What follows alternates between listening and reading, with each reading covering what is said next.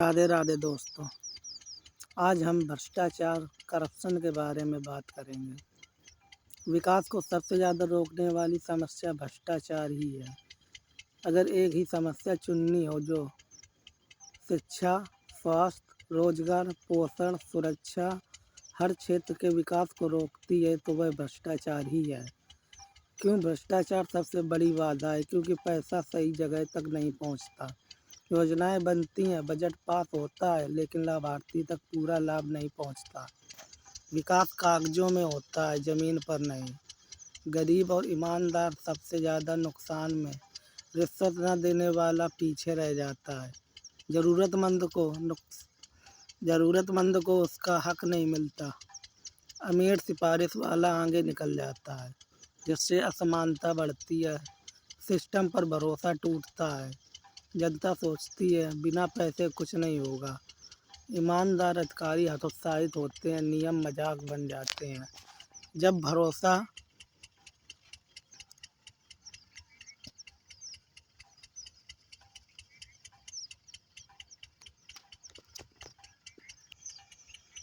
भरोसा टूटता है, विकास रुक जाता है। कुपोषण, बेरोजगारी, अशिक्षा बनी रहती है। पोषण योजनाएं कमजोर, शिक्षा का स्तर गिरता है, स्किल और रोजगार नहीं बनते। यह एक दुष्चक्र बन जाता है। विदेशी निर्भरता और भविष्य की गुलामी। संसाधन बर्बाद, उत्पादन कम, कर्ज और दबाव बढ़ता है। भ्रष्टाचार है तो आर्थिक कमजोरी है, तो परोक्ष गुलामी है। भ्रष्टाचार वह दीमक है जो विकास की इमारत को अंदर से खोखला कर देती है। नागरिक सुधार और सिस्टम सुधार स्थायी समाधान है। भ्रष्टाचार कम होगा तो विकास अधिक होगा। सरकारी तंत्र, राजनीति और सेवाओं में व्यापक भ्रष्टाचार ही विकास को सबसे ज़्यादा रोकने वाली समस्या है। सरकारी तंत्र में व्यापक भ्रष्टाचार फाइलें जानबूझकर रोकी जाती हैं। काम नियम से नहीं, रिश्वत से होता है। ईमानदार कर्मचारी दबाव में आते हैं। नतीजा योजनाएं बनी रहती हैं, लागू नहीं होती। राजनीति में व्यापक भ्रष्टाचार, चुनाव में काला धन, पद के लिए बदले लाभ, नीतियां जनता के लिए नहीं, फायदे के लिए। नतीजा गलत लोग सत्ता में आते हैं, सही फैसले नहीं होते। सेवाओं में व्यापक भ्रष्टाचार, पुलिस, स्वास्थ्य, शिक्षा, राशन प्रमाण पत्र हर जगह देना लेना, गरीब और ज़रूरतमंद सबसे ज़्यादा पीड़ित। नतीजा सेवाएं अधिकार नहीं, एहसान बन जाती हैं। सबसे खतरनाक बात, जब भ्रष्टाचार सामान्य मान लिया जाए, ऐसा तो चलता है, कह दिया जाए तो विकास रुक जाता है और गुलामी की नींव पड़ जाती है। सरकारी तंत्र, राजनीति और सेवाओं में व्यापक भ्रष्टाचार देश की प्रगति नहीं, देश के भविष्य को रोकता है। भ्रष्टाचार की जड़ केवल सिस्टम, कानून या अधिकारी नहीं है, हम नागरिक भी हैं। अगर देखें तो नागरिक ही जड़ बन जाते हैं। यही वह कड़ी है जिसके बिना कोई भी सिस्टम, कानून या तकनीक सफल नहीं हो सकती। भ्रष्टाचार का अंत ऊपर से नहीं, नीचे से होता है। रिश्वत न देना सबसे पहला और सबसे कठिन कदम। काम देर से हो लेकिन गलत तरीके से ना हो। सब देते हैं वाली सोच छोड़ना। रिश्वत लेना अपराध है, लेकिन रिश्वत देना उसे ताकत देता है। नियमों का पालन, लाइन में लगना, फर्जी प्रमाण पत्र न बनवाना, गलत लाभ न लेना, छोटा नियम तोड़ना बड़े भ्रष्टाचार की नींव बनता है। सवाल पूछना, आरटीआई शिकायत, सोशल ऑडिट, योजना का लाभ क्यों नहीं मिल रहा, पैसा कहाँ गया, देरी क्यों हुई। खामोश जनता भ्रष्टाचार की सबसे बड़ी सहयोगी होती है। डिजिटल और पारदर्शी माध्यम अपनाना, डिजिटल भुगतान, ऑनलाइन आवेदन, डीबीटी की जांच, नकद से दूरी, भ्रष्टाचार से दूरी। ईमानदार व्यक्ति का साथ देना, ईमानदार अधिकारी की रक्षा, दबाव में आकर उसे अकेला न छोड़ना, समाज में सम्मान देना, सोशल ऑडिट और जन सुनवाई में भागीदारी, ग्राम सभा, वार्ड सभा में जाना, सवाल उठाना, गलत पर आवाज़ उठाना। लोकतंत्र केवल वोट नहीं, निगरानी भी है। अगली पीढ़ी को सही संस्कार, बच्चों को यह न सिखाए पैसे से काम होता है, बल्कि यह सिखाए सही रास्ता धीमा हो सकता है, गलत तेज नहीं। सरकार कानून बना सकती है, सिस्टम व्यवस्था दे सकता है, लेकिन ईमानदारी सिर्फ नागरिक ला सकता है।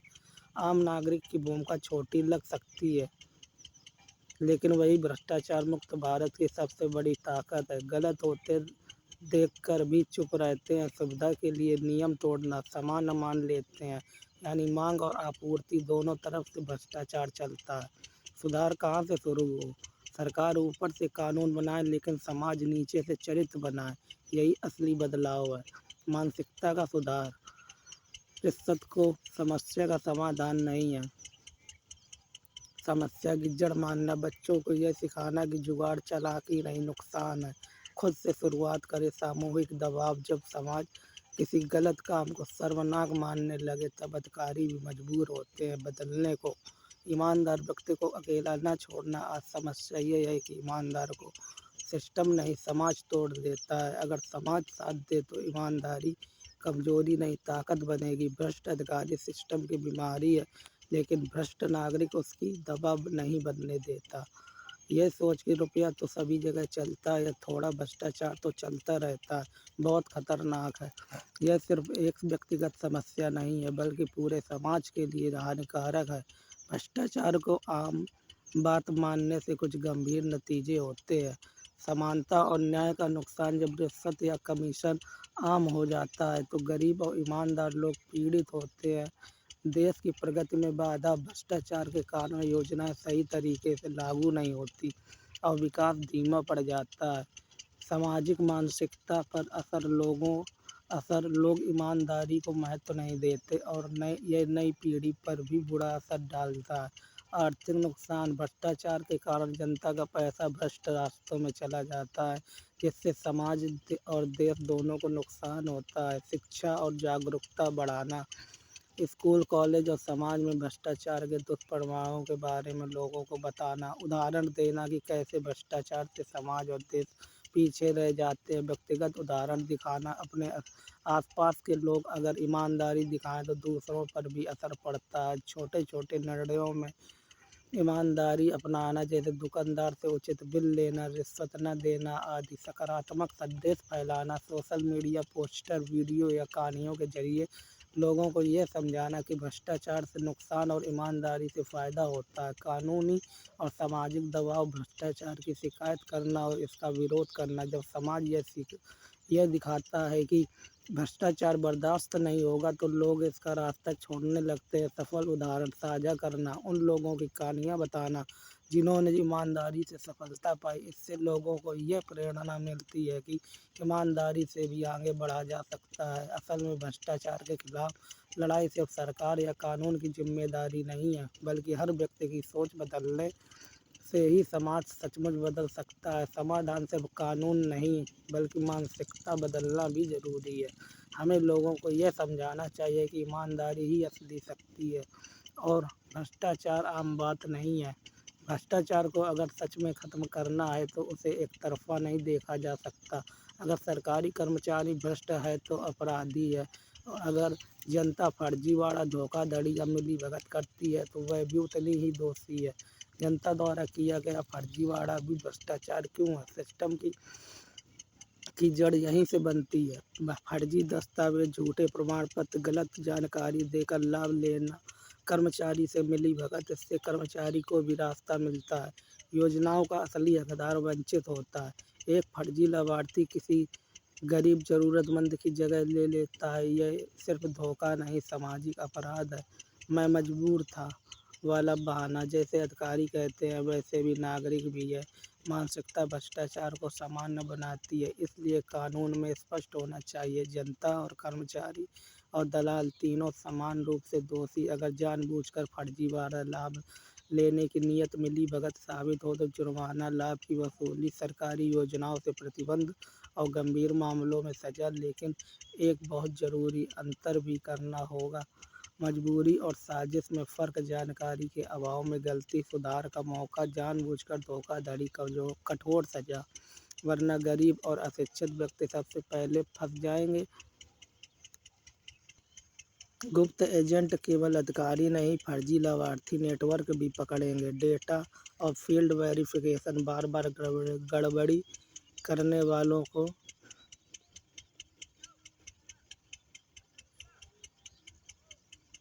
बार बार गड़बड़ी करने वाले की पहचान भ्रष्टाचार सिर्फ कुर्सी पर बैठा व्यक्ति नहीं करता, कभी कभी लाइन में खड़ा आदमी भी उसका साझेदार बन जाता है। और अपराध में साझेदार सिर्फ माफिया नहीं, नागरिक भी हो सकता है। इमरजेंसी का दुरुपयोग आपका सिद्धा इमरजेंसी अपवाद है, व्यवस्था नहीं।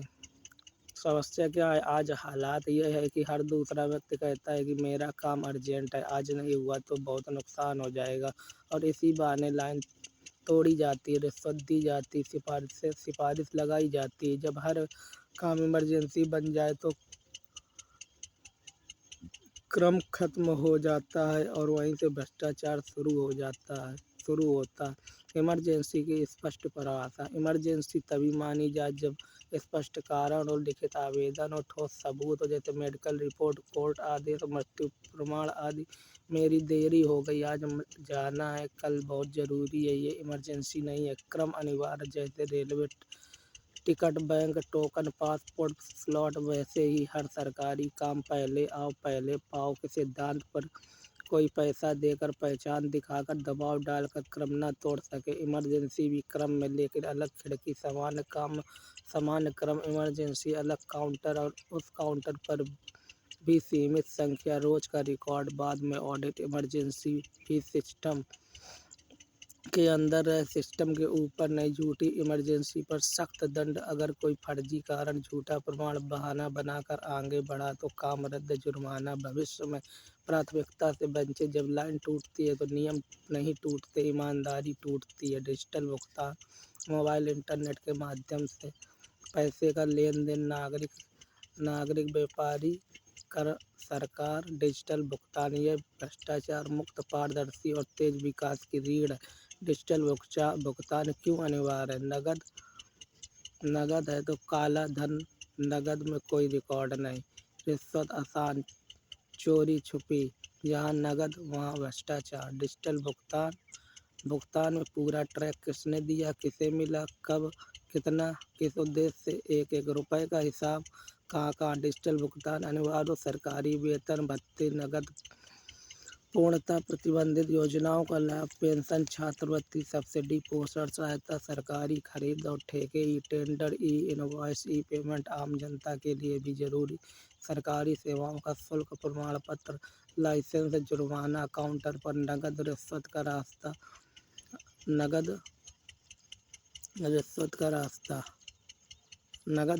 रास्ता है। डिजिटल भुगतान को मजबूत कैसे करें? हर नागरिक का बैंक खाता एक प्राथमिक खाता, DBT link, UPI, ATM, internet banking, QR code भुगतान, ऑफलाइन फ्रेंडली सिस्टम। नेटवर्क न होने पर भी बाद में सिंक, रसीद और सूचना अनिवार्य, एसएमएस, ऐप नोटिफिकेशन। डिजिटल भुगतान केवल सुविधा नहीं, यह ईमानदारी की व्यवस्था है। जहाँ पैसा डिजिटल है वहाँ भ्रष्टाचार को सांस लेने की जगह नहीं मिलती।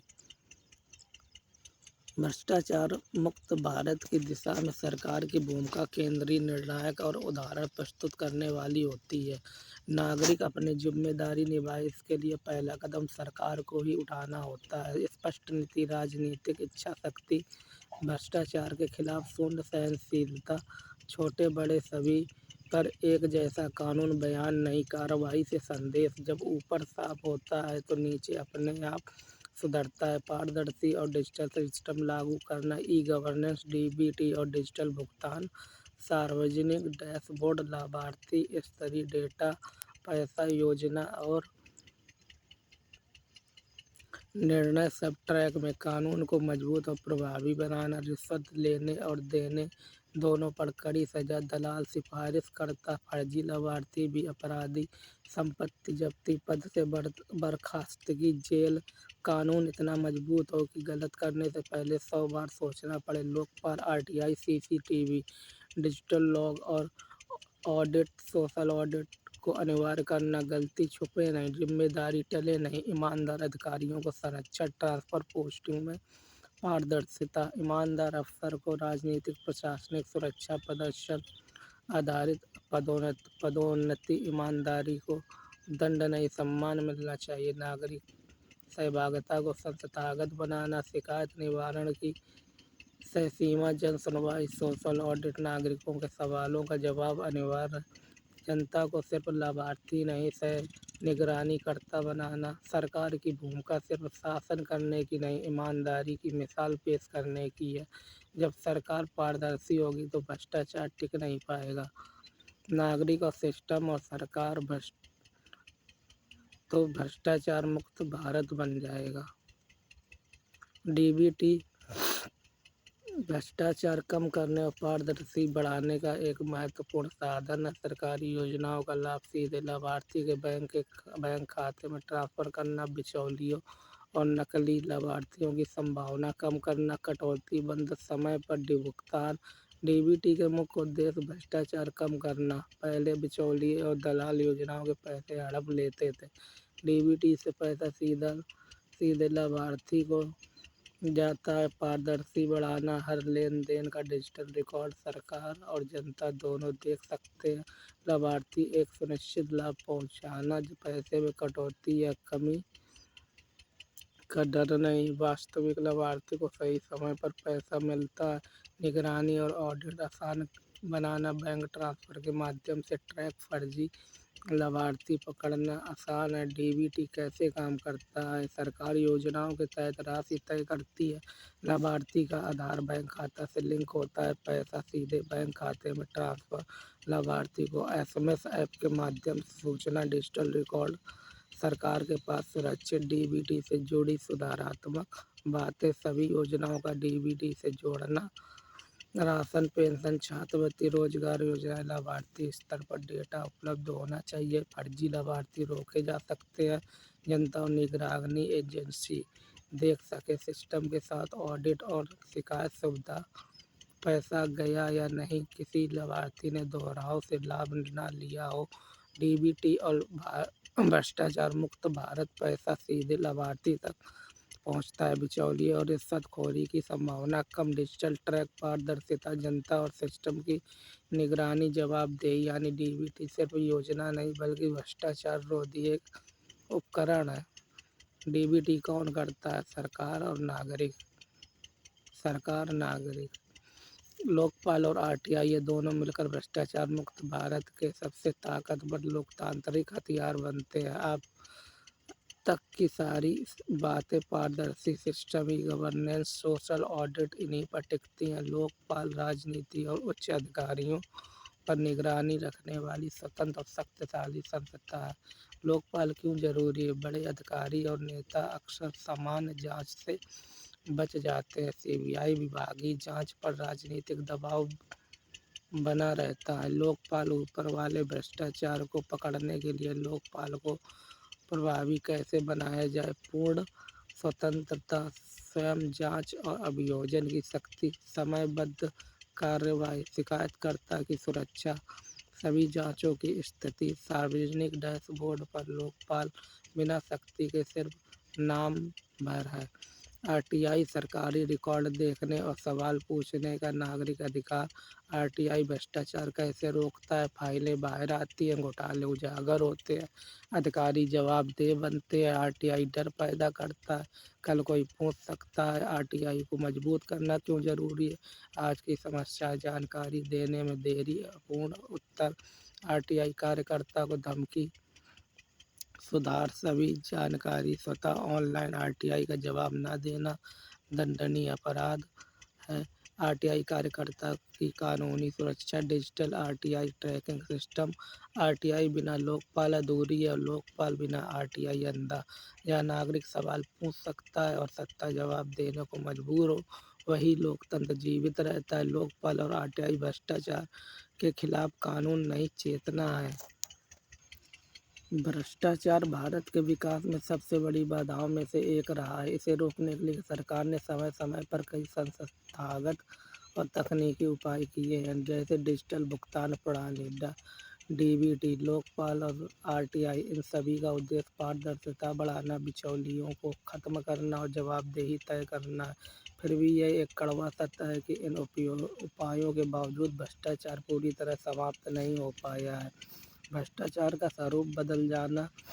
डिजिटल युग में भ्रष्टाचार समाप्त नहीं हुआ बल्कि उसका स्वरूप बदल गया है। पहले जहां नकद रिश्वत आम थी, अब वहाँ कमीशन, फर्जी कंपनियां, ठेकेदारी, गठजोड़, चुनावी फंडिंग और डिजिटल घोटाले सामने आते हैं। तकनीक ने लेन देन को ट्रैक करने योग्य बनाया, लेकिन निर्णय लेने की शक्ति अभी भी मनुष्य के हाथ में है। जहां लालच और दबाव काम करते हैं, क्रियान्वयन की कमजोरी, डीबीटी और डिजिटल भुगतान जैसी योजनाएं कागज पर मजबूत हैं, लेकिन जमीनी स्तर पर उनका क्रियान्वयन कमजोर है। कई बार लाभार्थियों का गलत चयन, जानबूझकर देरी, तकनीक की खामियां और स्थानीय स्तर पर दलालों की भूमिका भ्रष्टाचार को जन्म देती है। लोकपाल की सीमित प्रभावशीलता। लोकपाल संस्था से बड़ी उम्मीदें थी, परंतु इसके पास पर्याप्त स्वतंत्रता और संसाधनों का अभाव है। जांच एजेंसियां की राजनीतिक निर्भरता और बड़े मामलों में धीमी कार्रवाई के कारण भ्रष्टाचारियों में दंड का भय कम है। आरटीआई का कमजोर होना। आरटीआई ने भ्रष्टाचार उजागर करने में ऐतिहासिक भूमिका निभाई, लेकिन समय के साथ इसमें देरी, सूचनाओं को अपवादों में डालना और आरटीआई कार्यकर्ताओं पर हमले जैसी समस्याएं बढ़ी हैं। इससे आम नागरिक की भागीदारी और विश्वास दोनों घटे हैं। राजनीतिक फंडिंग की अपारदर्शिता। चुनावों में अत्यधिक खर्च और राजनीतिक चंदे की अपारदर्शिता भ्रष्टाचार की जड़ में है। जब राजनीतिक स्वच्छ नहीं होती तो प्रशासनिक तंत्र भी दबाव में आ जाता है। सामाजिक स्वीकृति और नैतिक पतन। भ्रष्टाचार केवल संस्थागत समस्या नहीं, बल्कि सामाजिक समस्या भी है। काम जल्दी हो जाए जैसी मानसिकता, छोटी रिश्वत को सामान्य मान लेना और चुप रहना भ्रष्टाचार को बढ़ावा देता है। दंड का अभाव और लंबी न्याय प्रक्रिया। भ्रष्टाचार के मामलों में दोष सिद्धि दर कम है और न्याय प्रक्रिया अत्यंत लंबी है। जब सजा का डर नहीं होता तो अपराध करने का साहस बढ़ता है। डिजिटल भुगतान, डीबीटी, लोकपाल और आरटीआई जैसे उपाय भ्रष्टाचार से लड़ने के लिए आवश्यक है, लेकिन वे अकेले पर्याप्त नहीं है। जब तक राजनीतिक इच्छा शक्ति, प्रशासनिक ईमानदारी, सशक्त संस्थाएं और जागरूक नागरिक एक साथ काम नहीं करेंगे, तब तक भ्रष्टाचार पूरी तरह समाप्त नहीं हो सकता था। भ्रष्टाचार के विरुद्ध लड़ाई केवल तकनीक की नहीं, बल्कि चरित्र, नैतिकता और सामूहिक जिम्मेदारी की भी है। भ्रष्टाचार रोडी मॉडल की कुंजी रही है। स्वतंत्र, ईमानदार और शक्तिशाली विशेष टीम। ईमानदार विशेष टीम क्यों जरूरी है? क्योंकि मौजूदा व्यवस्था में विभाग खुद की जांच खुद करता है। जांचकर्ता और आरोपी एक ही सिस्टम के होते हैं, इसलिए जांच कमजोर पड़ जाती है। आपका इस टकराव को तोड़ता है इस टकराव को तोड़ता ही है। टीम कैसी होनी चाहिए? इसका चयन की सख्त और पारदर्शी प्रक्रिया। दो रास्ते हैं, चयन की शक्ति और पारदर्शी प्रक्रिया, दोनों साथ ही चल सकते हैं। अलग अलग विभागों से चयन, कम से कम 10-15 साल की सेवा, पूरी सेवा अवधि का रिकॉर्ड, कोई शिकायत आरोप नहीं, संपत्ति विवरण में स्पष्टता, विशेष परीक्षा, साक्षात्कार, नैतिकता, निर्णय क्षमता, दबाव में ईमानदारी से विज्ञान नहीं, चरित्र की परीक्षा, मनोवैज्ञानिक मूल्यांकन, टीम की पूरी स्वतंत्रता, किसी मंत्री, सचिव या विभाग के अधीन न हो, सीधे संवैधानिक संसदीय निगरानी में जांच के लिए पूर्व अनुमति की जरूरत न हो, शक्तियाँ वास्तविक हो, प्रतीकात्मक नहीं, बिना सूचना छापा, दस्तावेज और डिजिटल डेटा जब्त, संपत्ति फ्रीज और किसी भी स्तर के अधिकारी, नेता की जांच, टीम के सदस्यों को भी लगातार निगरानी, हर साल संपत्ति और जीवन शैली का ऑडिट, अचानक जांच, अगर टीम का सदस्य दोषी निकले तो दोगुनी सजा, क्योंकि ईमानदारी भी बिना निगरानी के कमजोर पड़ती है। कार्यकाल सीमित और रोटेशन 3 से 5 साल से अधिक एक ही व्यक्ति न रहे, ताकि नया पावर सेंटर न बन जाए। ईमानदार व्यक्ति से ज़्यादा जरूरी है ईमानदार सिस्टम। व्यक्ति और सिस्टम दोनों को साथ लेकर चलता है, इसलिए यह सिर्फ आदर्श नहीं, कार्यान्वयन योग्य है। जब तक ईमानदार लोग चुनकर ईमानदार सिस्टम नहीं बनाया जाएगा, तब तक भ्रष्ट लोग सिस्टम चलाते रहेंगे। आंतरिक खुफिया भ्रष्टाचार रोधी तंत्र, जैसे देश की सुरक्षा के लिए गुप्त एजेंट दुश्मन देशों में काम करते हैं। जैसे देश की सुरक्षा के लिए गुप्त एजेंट दुश्मन देशों में काम करते हैं, वैसे ही भ्रष्टाचार रूपी दुश्मन के खिलाफ देश के भीतर गुप्त ईमानदार एजेंट के रूप में काम करें। ये गुप्त टीम कैसे काम कर सकती है? गुप्त पहचान टीम के सदस्य आम नागरिक, संविदा कर्मचारी, अस्थायी कर्मी या समान पदों पर कार्यरत दिखे। कोई न जाने कि वे जांच एजेंट है। ठीक वैसे ही जैसे खुफिया एजेंट रहते हैं। 3 स्तरों पर ग्राम स्तर, पंचायत राशन, आवास, मनरेगा, असली लाभार्थी बनकर सिस्टम को देखना, जिला स्तर कार्यालय, टेंडर, ट्रांसफर, ठेके, दलाल, कर्मचारी, अधिकारी नेटवर्क की पहचान, राज्य स्तर पर बड़े अधिकारी, राजनीतिक प्रशासनिक गठजोड़, योजनाबद्ध भ्रष्टाचार, सबूत आधारित कार्रवाई, केवल आरोप नहीं, ऑडियो वीडियो डिजिटल लेन देन का पैटर्न, ताकि कोई यह न कह सके साजिश है या राजनीतिक बदला। एजेंट की पूर्ण सुरक्षा, पहचान पूरी तरह गोपनीय, परिवार की सुरक्षा, ट्रांसफर, नौकरी, भविष्य सुरक्षित, क्योंकि बिना सुरक्षा ईमानदारी टिक नहीं पाती। सबसे महत्वपूर्ण सावधानी, मॉडल शक्तिशाली है इसलिए इसका राजनीतिक दुरुपयोग न हो, निर्दोष को फंसाने का हथियार न बने। इसलिए स्पष्ट कानून, न्यायिक निगरानी, समयबद्ध जांच, अपील का अधिकार जरूरी है। जब भ्रष्टाचार खुलेआम होता है तो उसे पकड़ने के लिए ईमानदार को भी गुप्त होना पड़ता है। यह व्यवस्था जितनी शक्तिशाली उतनी संवेदनशील और खतरनाक भी हो सकती है अगर इसमें संतुलन न हो। यथार्थ और संविधान और व्यवहारिकता तीनों के साथ आप प्रस्तावित व्यवस्था सही दिशा में क्यों है? जनसंख्या आधारित तैनाती बिल्कुल व्यवहारिक। ज़्यादा जनसंख्या और ज़्यादा जनसंख्या है तो ज़्यादा लेन देन, है तो ज़्यादा भ्रष्टाचार। इसलिए गांव, शहर, जिले की आबादी के अनुसार एजेंटों की संख्या तय होनी चाहिए। यह ठीक वैसा ही है जैसे पुलिस, स्वास्थ्य, चुनाव ड्यूटी सब आबादी पर आधारित होती है। सरकारी विभागों के बाहर तैनाती बहुत अहम। अंदर बैठा व्यक्ति सिस्टम का हिस्सा बन जाता है, बाहर से देखने वाला तटस्थ रहता है। आम नागरिक के रूप में काम करवाना, दबाव देखना, रिश्वत मांगने की स्थिति पकड़ना, यह सबसे बड़ी ताकत है। संतुलित और सुरक्षित समाधान, रिकॉर्डिंग और कैमरा, लेकिन अनुमति आधारित गुप्त रिकॉर्डिंग तभी जब प्रथम दृष्टया संदेह हो और डिजिटल न्यायिक अनुमति 24-48 घंटे में ली जाए। हर रिकॉर्डिंग टाइम स्टैम्प, एनक्रिप्टेड, छेड़छाड़ रोधी, एंट्री और निगरानी सीमित लेकिन प्रभावी।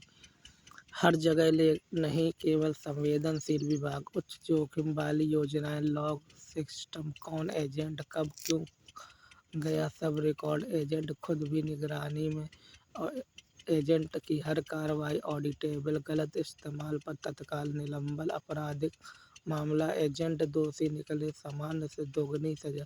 नागरिक अधिकारों की रक्षा, बिना सबूत नाम सार्वजनिक नहीं, गिरफ्तारी नहीं, आरोपी को सफाई का पूरा मौका, न्यायिक अपील का अधिकार, क्योंकि भ्रष्टाचार से लड़ते हुए हमें लोकतंत्र को घायल नहीं करना चाहिए। भ्रष्टाचार छुप कर होता है, इसलिए उसे पकड़ने के लिए ईमानदारी को गुप्त होना चाहिए, लेकिन सत्ता कभी गुप्त नहीं होनी चाहिए। वह हमेशा जवाबदेही होनी चाहिए। अब आगे भ्रष्टाचार के बारे में कल बात करेंगे। राधे राधे दोस्तों, नमस्कार।